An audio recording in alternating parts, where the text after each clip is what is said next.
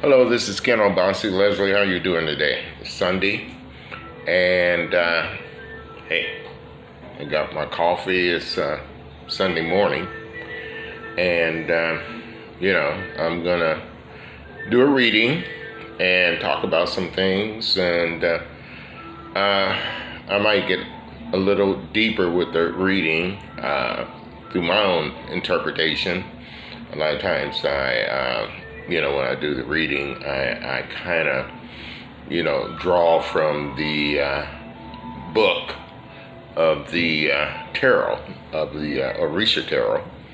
But, there are some things that, I'm getting better at it. So, hey, just bear with me. And, I'm not the quickest one in the field, but hey, I just try to do my best at what I'm doing, But before I really get into that, I want to show you.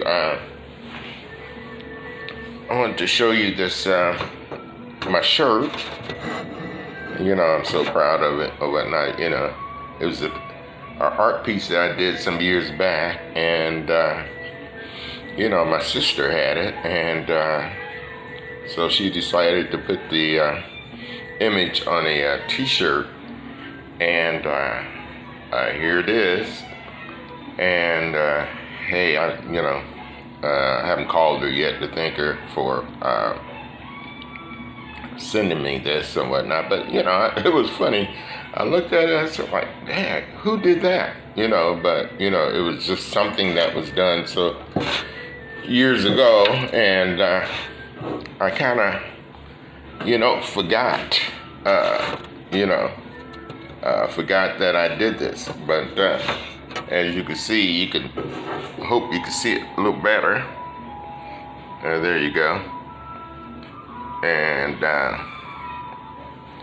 it's basically an image of a riot and confusion and chaos. And so at that particular time, that was in my spirit, and it was just something that I, did from that realm. Just organically put things together, and well, that's the way I work. That's the way when I do art pieces, and it's just that I probably shown you this. This is one of my pieces, which is kind of indicative of Jean-Michel Basquiat, which an artist that I really love, in terms of his spirit. Well, shall I say the late Jean-Michel Basquiat, and these are two pieces that I have been working on, or they say I'm finished, or whatever, So, anywho, got my music in the background, got my coffee, and I'm chilling, and here we go. Got my tarot. Usually I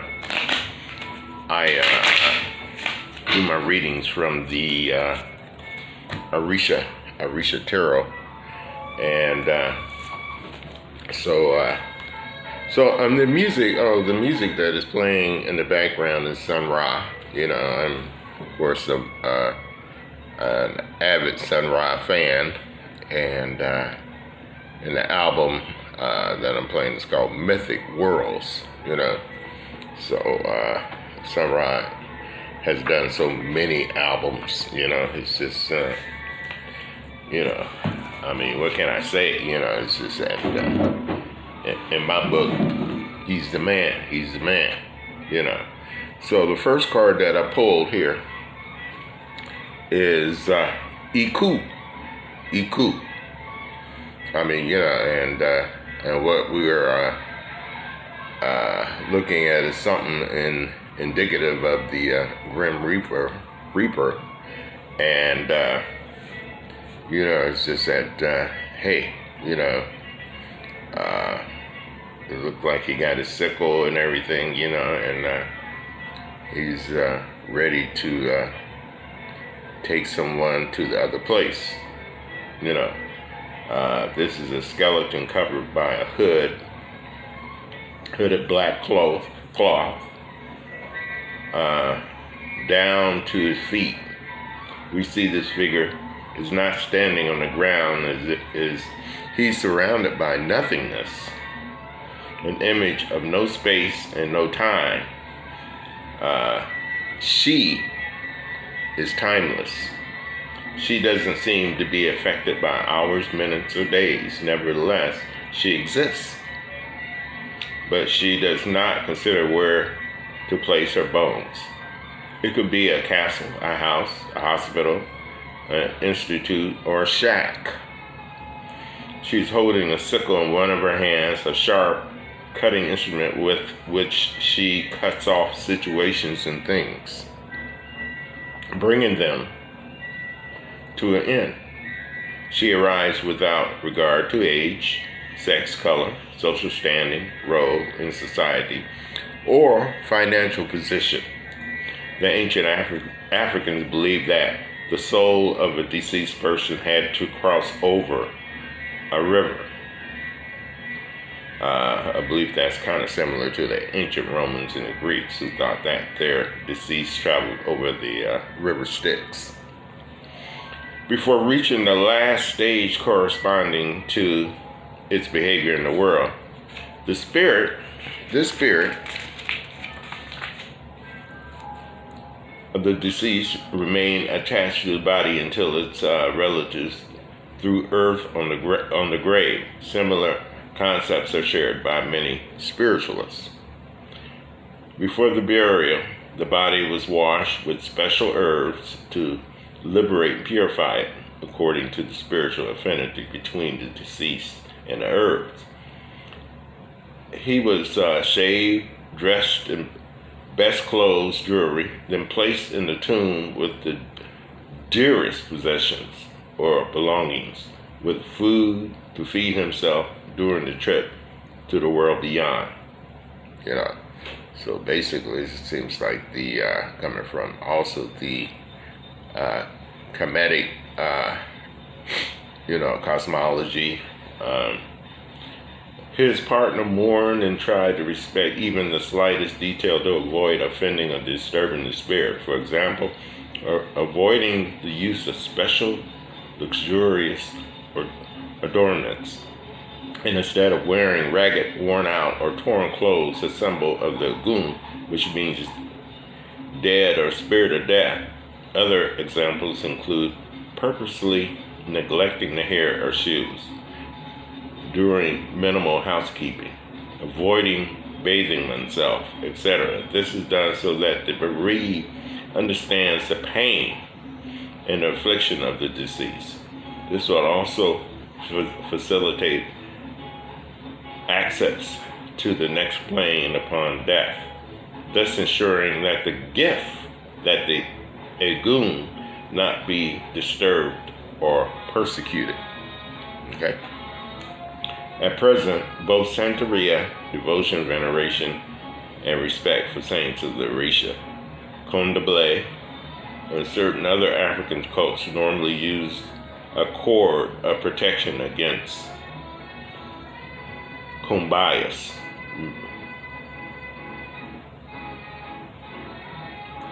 Okay. And, the purpose of this cord is to protect the person who holds it from any Kaumba who may wish to cause harm, and to make him or her immune to any spiritual attack. In Nigeria, the Yoruba hold a rite every year to remember their dead. They dance with masks and colorful tunics. The cadence of the rhythm, the dance, and the songs wrap them in a mystical halo. Communion with whom those who have departed. Okay. Now, this card here, in the present energy of things that are happening now, it represents ending something, change or transmutation, metamorphosis. It's a sign of disease, peak of something, transformation into another thing, renewal, danger of or crisis, death of a thing, thought, situation, feeling, condition, state, agun or kuumba, so therefore, it's just that, believe it or not, everything that has been happening in terms of COVID-19 and things that we've gone through over the last couple years, everything has brought us, brought most of us to a point of transmutation, brought us to a point of, we've even been in situations where we've been able to think about our situations and make some changes or whatever, I mean, if you're sitting at home and receiving some money or whatever, have to work, it gives you time to say, hey, maybe I need to start my own business, maybe I need to go this way or that way, So basically, Iku is about change. And even when we lose a loved one and that person passed over to another realm or whatever, it's just that for those who are left behind, there's always some changes, whether emotionally, physically, financially, whatever, So very powerful card here. And then now the next card that I pulled is Karma. As you can see, the celestial rays are descending, protecting, sheltering, and covering the universal law, the law of karma. It comes from the center of the universe.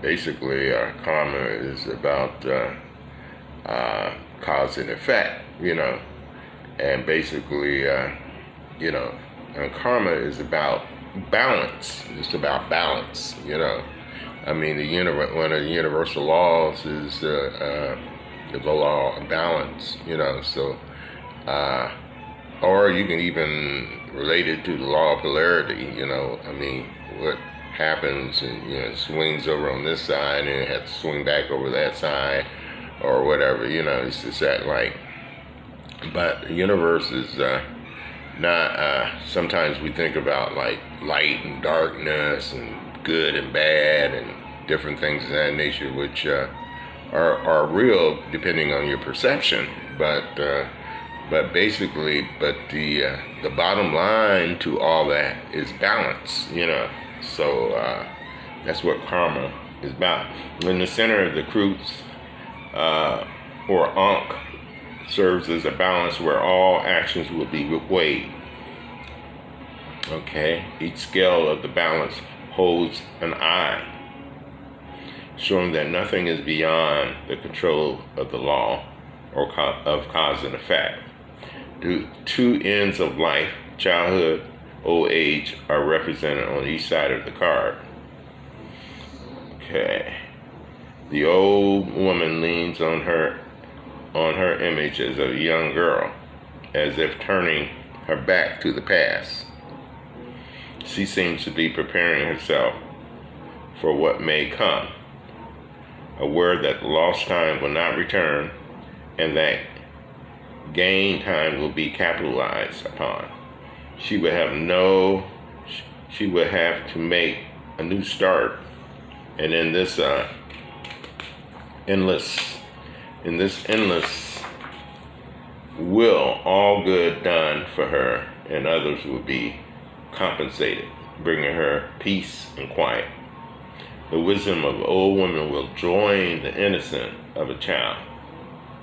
A perfect combination marking an instant or